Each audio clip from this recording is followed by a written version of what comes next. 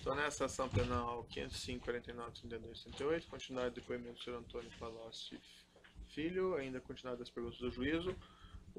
Ele disse aqui, salvo engano, interpretação minha, que ele teria levado ao senhor uma solicitação, um pedido de pagamento de vantagem indevida, que teria sido levado a ele pelo senhor João Vacari, relativamente a essas sondas.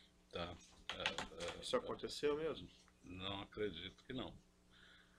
Me lembro de outra situação parecida, onde ele me procurou porque havia pedido, eu não me lembro de quem, sobre submarinos. E ele me procurou, perguntou se isso era interesse do governo, do partido. Eu falei de maneira alguma. Ele não queria também mexer dessa forma, porque em todo o meu relacionamento com a Odebrecht, nesses anos todos, eles jamais me pediram uma contrapartida e jamais eu dei margem a que eles pensassem que era possível uma contrapartida vinculada a recursos de campanha. Jamais. O Marcelo dizia que para ele também não interessava. Dizia. E quem que era o beneficiário dessa solicitação? Dessa solicitação do submarino? É. Ele me deu a entender que era o partido. Eu não me lembro a pessoa, mas ele me deu a entender que era o partido. E ele me pediu para ajudar a tirar esse assunto da mesa.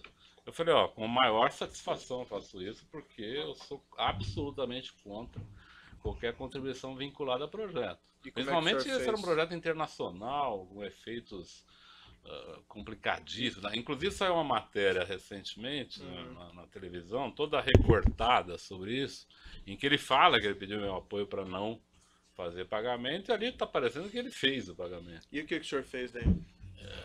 Eu lembro que eu dei algum recado no partido para que, olha... Deu algum recado para quem? Eu não me lembro detalhes, doutor. Eu posso me esforçar para fazê-lo, trazer essa história para o senhor. Eu traria por escrito, pessoalmente. Se eu tiver então o senhor não lembra nem para quem que era a propina e nem com quem que o senhor falou? Para quem era partido. Mas quem que era o portador da mensagem? Acredito. Eu posso não estar sendo a verdade. Normalmente, nessa época, quem pedia recurso para o partido era o Vacari.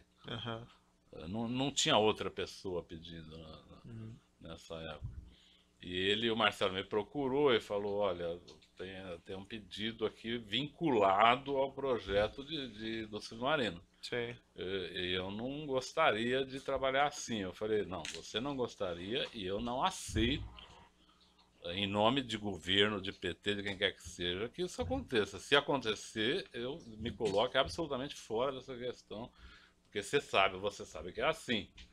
Ele concordou e talvez eu tenha falado com alguém na época, com o próprio Vacari ou com alguém do partido, e falei, olha, não é assim que eu acho que deve proceder.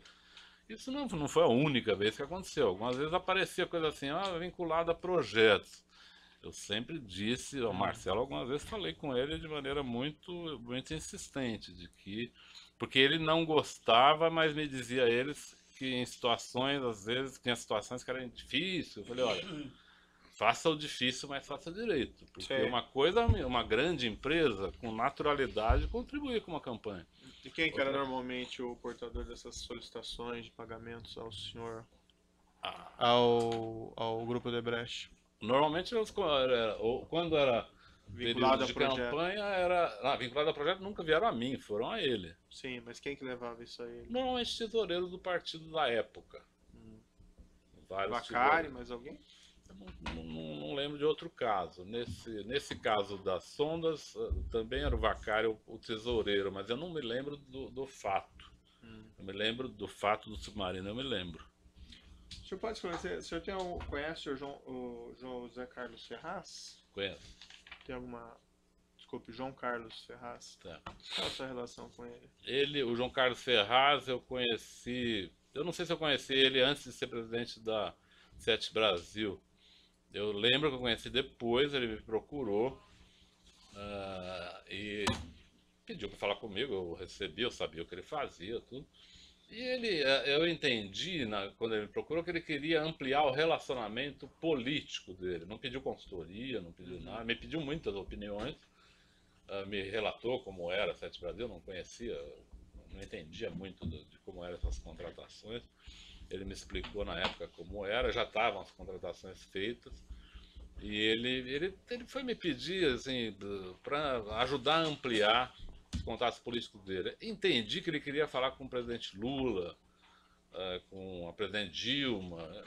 Eu falei para ele, olha, se você está na Petrobras, você está na FET, tem relação com a Petrobras, se você quer ampliar um pouco seu relacionamento, procure o ministro Guido, que é presidente do conselho da Petrobras. Aí você vai ter ao mesmo tempo uma pessoa que tem relações com a Petrobras e é ministro do governo, de uma área importante. Porque você ficar procurando político, eu não sei se é uma boa, eu não daria essa recomendação para você.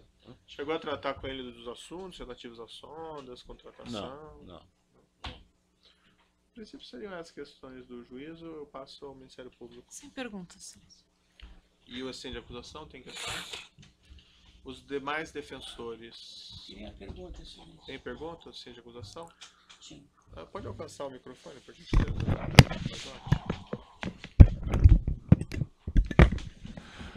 Durante todo o tempo que o senhor... Você é o defensor dele? É o assento de acusação, na verdade, tá. Petrobras.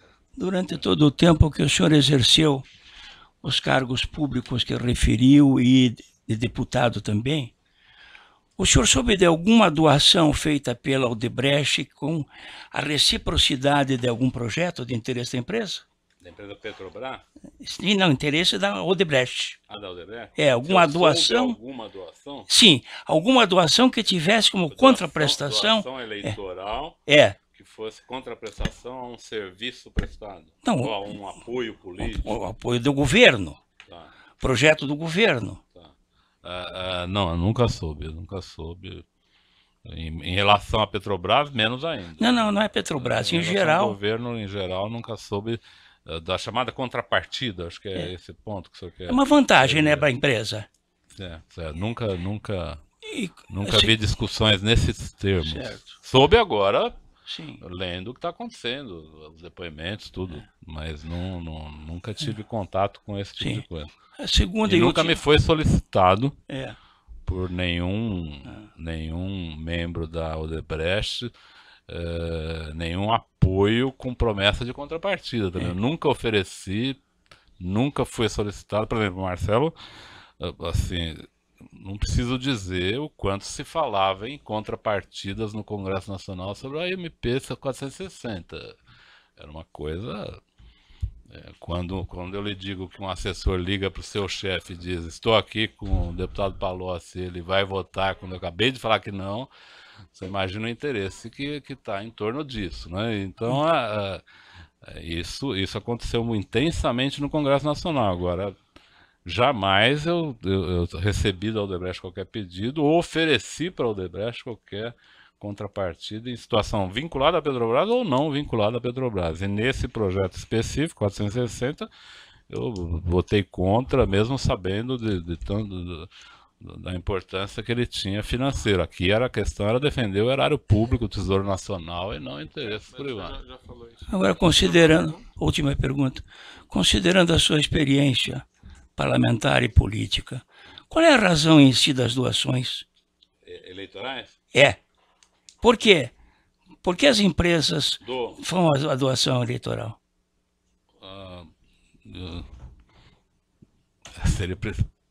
Seria preferível perguntar a cada uma delas, mas assim, não, o que eles me dizem, tem experiência política. O que eles me dizem. O senhor tem experiência política, Eles né? me perguntam muitas vezes, empresários me perguntam muitas vezes, como eu faço para doar? Devo doar? Não devo doar? Não, por que doar? Por que doar? Por quê? Participar do processo democrático, essa é a questão. Normalmente, empresas como a Odebrecht, por exemplo, aqui está se discutindo muito a relação da Odebrecht com o PT, mas se for olhar ao longo da história, a Odebrecht fez doações idênticas ao PT, do PT e ao PSDB, e muitas vezes superiores. E agora ficamos sabendo recentemente que ela fez doações para candidatos nanicos atacarem o PT. Então, assim, eu soube pela televisão, nunca sabe. E assim, tiveram a disfarçatez de dizer que pagaram, no caso, o pastor Everardo, pelo cálculo que fizeram que ele seria presidente da República. Isso foi aceito nos autos de uma colaboração premiada, entende? Então, quer dizer, nada contra o pastor Everardo, é a pessoa que eu respeito muito, mas meu neto sabia que ele não seria presidente da República, acho que os nossos netos todos aqui sabiam. Mas isso passou como uma informação substancial de uma colaboração premiada. Então, quer dizer, cada um tem suas razões. Esse doou porque calculou no centro de cálculo político da Odebrecht que o pastor Everardo seria eleito presidente da República. Eu fiquei estarrecido quando eu vi isso, mas passou na televisão, passou ele falando, ninguém contou para mim, passou falando. Então eu fiquei muito chocado com a capacidade analítica do centro político da Odebrecht. Certo, mais alguma questão? Não. Os outros defensores têm questões? O defesa do próprio acusado? Sim.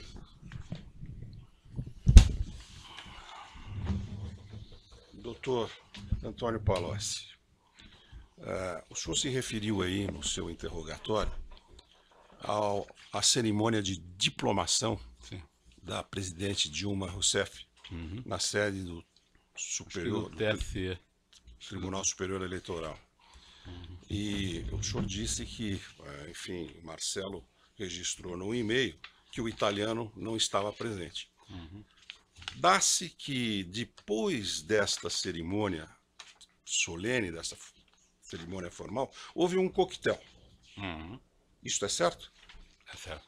É certo. O senhor compareceu a esse coquetel? Sim.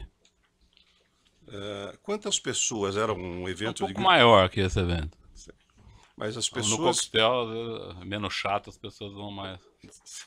Mas, quer dizer, era um lugar de visibilidade. As pessoas, todos os presentes se Era uma área do veriam. Itamaraty, absolutamente aberta. Tá certo. Se não me engano, foi no Itamaraty, numa área bem aberta.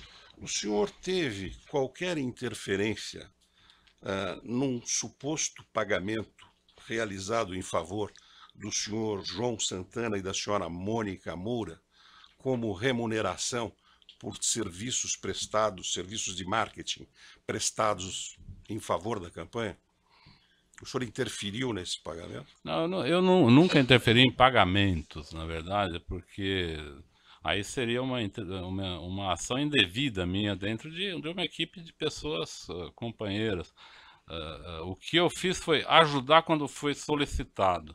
Normalmente essas ajudas que eu dava é para reforços, nunca foi assim. Então me detalhe, o que é essa ajuda? É recomendar que... É recomendar, por exemplo. E mais, tinha empresário que me perguntava. Empresário que marca. Eu tenho registro no meu celular, que foi apreendido pela polícia. Em 2014 eu estava no exterior. Então tem empresários que me perguntaram por telefone: o que eu faço? Eu falo, decida, você quer doar, doe. Para quem? Eu falei, para o tesoureiro. E essas... Quem é o tesoureiro? Eu falei, está no jornal. Isso está gravado no meu telefone. E sobre esses pagamentos, eles eram, quando o senhor era solicitado a pedir ao partido que fossem adimplidas essas obrigações, cumpridas essas obrigações contratadas com pacto de trabalho, de marketing, o senhor tinha consciência de que esses pagamentos seriam contabilizados ou não contabilizados? Eu sempre pedi para empresas fazerem pagamentos com bônus.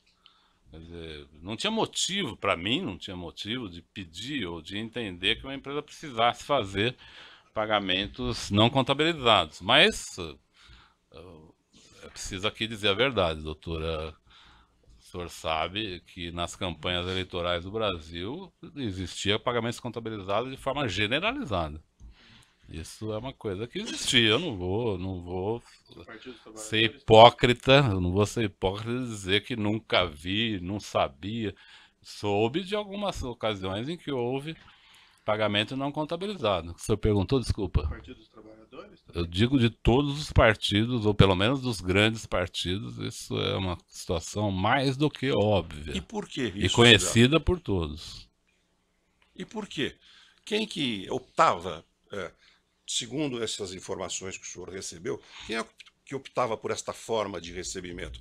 Era, digamos assim, eram os comitês das campanhas, eram os prestadores de serviço? Como é que era? Em geral, assim, eu não posso responder pelos tesoureiros. Talvez um tesoureiro de campanha possa apresentar isso com detalhe e citar 50 casos. Como eu não tinha essa prática cotidiana, eu não posso afirmar. Mas, em geral, eu, pelo menos, as minhas campanhas, eu não tinha nada a esconder. Como eu disse, fiz por telefone uma campanha, a parte financeira da minha última campanha, que foi em 2006, fiz por telefone, eu não tinha tempo de visitar. Telefonei para 30, 40 empresários, todos estão registrados no tribunal. Não sei se um dia eu precisasse de Caixa 2, não sei o que eu faria, porque essa é uma prática absolutamente generalizada. Mas eu sempre pedi, tive uma boa resposta de empresas quando fui candidato, e quando apoiava campanhas presidenciais fiz muito pouco. Na verdade, fazia reforço e sempre tratava em termos. Às vezes eu telefonava para um empresário, falava: você pode receber o tesoureiro da campanha, porque ele está com uma dificuldade, ele te levaria aí os bônus para você poder contribuir, tudo. Eu fiz por telefone, porque eu não via nenhum segredo, nenhuma. Um dos eixos. Mas olha, doutor, me permita, nunca fiz isso como ministro. Jamais pedi um centavo para qualquer empresa como ministro. Em 2002, eu devo ter falado com algumas, não era ministro. Em 2006, não era ministro. Eu tinha deixado o ministério. E alguma vez houve solicitação de contrapartida ou oferta de contrapartida? Olha, doutor, no Congresso Nacional, no Ministério não. Não, do seu, em relação à sua conduta.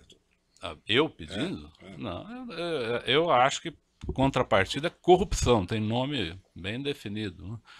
Quer dizer que o senhor jamais, eu jamais pediria isso. E acho, eu defendo um relacionamento, isso eu disse publicamente, converso com empresas sobre isso, que as empresas, como eu disse, me perguntam, eu digo: olha, faça um relacionamento transparente. Eu acho que se a lei fala que as empresas devem contribuir, hoje não mais, mas fala que as empresas faça transparente. Alguns perguntavam para mim se deveriam dar para outros candidatos que não o meu candidato. Eu sempre falei que sim, que achava que devia dar. Sim, então, participar da democracia é fazer uma doação aberta. Bem a propósito, a Odebrecht doou também para o principal opositor da então candidata Dilma Rousseff nesta campanha de 2010? O senhor tem conhecimento? Tenho certeza disso. Certeza? Não, assim, por ler no jornal, porque eu não tenho. Mas o próprio adversário não nega. E o senhor teve notícia em relação a quem a Odebrecht contribuiu mais, se foi o candidato do seu partido? Em algumas ocasiões eu vi até essa discussão mostrando que com o adversário do candidato do PT a contribuição era maior. Agora, recentemente, soube que também a empresa financiava adversários para fazer um trabalho específico, contrário ao PT. Isso eu não sabia, eu fiquei sabendo pela televisão recentemente. Um dos eixos da acusação nestes autos é uma planilha que é apócrifa, não é assinada por ninguém, não é autenticada, mas em cujo corpo estão lançados alguns apontamentos relativos às cifras. O senhor chegou alguma vez a ter conhecimento dessa planilha? Não. Alguma vez lhe foi exibida ou tentaram exibir esta planilha ao senhor? Não. Tentaram, não sei, mas nunca foi exibida. O senhor nunca tomou conhecimento? Tomei. Quando? Por quê? Teve um evento, tomei conhecimento, não vi, nunca vi a planilha. Em final de 2010, acho que um pouco antes da eleição, eu anotei um dado aqui que eu não quero perder as datas. A Odebrecht fez chegar ao presidente Lula, se não me engano era um pouco antes da eleição de 2014, a Odebrecht fez chegar ao presidente Lula que havia, além daquilo que tinha sido comprometido na campanha, já... Comprometido como? Explique a natureza, por favor. Comprometido formalmente, contribuição da campanha, que havia ainda uma provisão. Aqui eu posso falhar em termos de valores, porque faz muito tempo, mas havia ainda uma provisão em torno de 200 milhões de reais. Isso chegou ao presidente Lula, não diretamente, mas chegou a ele. O presidente Lula me procurou, me chamou, porque essa pessoa falou que eu deveria saber disso. Tal. O presidente Lula me procurou surpreso, estranhando, e disse: olha, eu nunca tive conversa desse tipo, não foi uma conversa direta, chegou a mim, E eu queria entender o que está acontecendo, o que é isso, do que se trata. Achei ele um pouco irritado com a coisa. E eu também fiquei muito surpreso com provisão, né? Aí fui ao Marcelo, procurei o Marcelo, falei, Marcelo, aconteceu isso.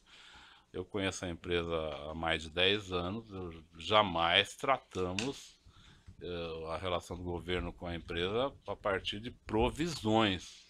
O que aconteceu, você sabe, com seu pai, com Pedro Noviço, foi que os tesoureiros de campanha foram buscar apoio, tiveram apoio, isso foi registrado. Dizem que algumas coisas não foram registradas. Agora, isso se trata de doação de campanha em época de campanha. Nesse momento, o Marcelo tentou construir comigo um entendimento de que não, na verdade isso acontece, é verdade, eu lhe dei em 2009, ele lembrou em 2009 que ele tinha me falado de uma provisão para a campanha, eu lhe falei, e a gente trabalha dessa forma na empresa, a gente faz provisões para candidatos em época eleitoral, etc. Eu falei, olha, eu gostaria, ficou muito ruim para mim, eu falei para ele, essa situação, porque primeiro foi falado que tinha uma provisão, segundo falaram que eu conhecia, eu nunca conhecia essa provisão, nunca soube disso, a não ser aquela da campanha, que era metade dessa, que foi, menos da metade dessa que foi dita. E eu gostaria que você esclarecesse com seu pai ou dissesse quem da Odebrecht, eu não sei se foi Alexandrino, não sei que pessoa que fez chegar ao presidente, fez chegar, não falou diretamente com ele, essa mensagem. E aí eu disse ao Marcelo que eu gostaria que se restabelecesse uma postura diferente em relação a isso. Fui ao presidente Lula e disse a ele, olha, foi um mal entendido, eu já falei com o Marcelo, isso, o que está de previsão tá com os tesoureiros, estão cuidando, e não existe nada. Passado 2 meses, uma pessoa me procurou, uma conversa muito estranha, né, um empresário, querendo saber de coisas de contribuição de campanha, de ambientes eleitorais, de como a gente lidava com isso. Tal. E é uma pessoa minha amiga, eu achei uma conversa um pouco estranha, um pouco inconveniente, mas ele também foi muito cuidadoso, eu não poderia nem dizer que ele foi inconveniente, mas não foi desrespeitoso, vamos dizer assim. Mas ele percebeu que eu rechacei esse assunto, ele parou o assunto. Só fui entender o que ele queria 1 mês depois, quando um banqueiro me procurou. Um banqueiro me procurou e disse, olha, eu estou aqui